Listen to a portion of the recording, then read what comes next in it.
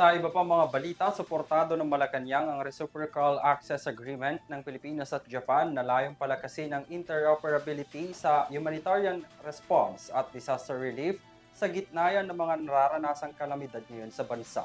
Tunghayan ang detalye sa aking report. Dumating na sa Pilipinas ang Japan Air Self-Defense Force ng C-130 aircraft sa Cebu City para makilahok sa Doshin Bayanihan 2025.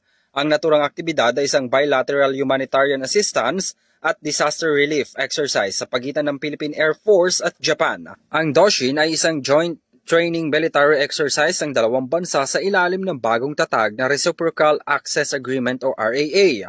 Magtatagal ang aktibidad ng 4 na araw na sinimulan noong October 7 hanggang October 11, 2025. Layon nito na palakasin at patatagin ang interoperability, coordination at joint airlift, mobility, pati na ang medical operations ng dalawang bansa pagdating sa humanitarian assistance and disaster response. Lalahok ang nasa 143 na personnel ng Philippine Air Force habang 30 naman sa Japan.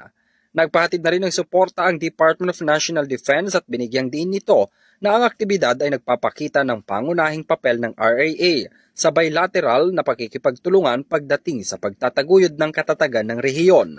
Sa pahayag naman ng Malacanang, sinabi ni Palace Press Officer Undersecretary Claire Castro, suportado ng palasyo ang RAA at tugma sa adhikain ng Pangulo na pagtibayin ang kooperasyon para sa kapayapaan at katatagan ng Indo-Pacific region.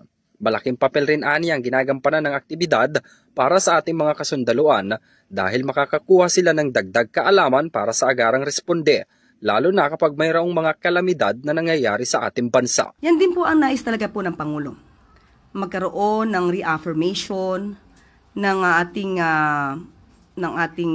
commitment sa stability, peace and cooperation dito po sa Indo-Pacific. At hindi lang po ito ang nagpapalakas ng depensa, kung hindi nagbibigay pa rin po ng karagdagang kaalaman at para po mas maagarang pagresponde, lalo-lalo na po pagka mayroon pong kalamidad na nangyayari sa atin.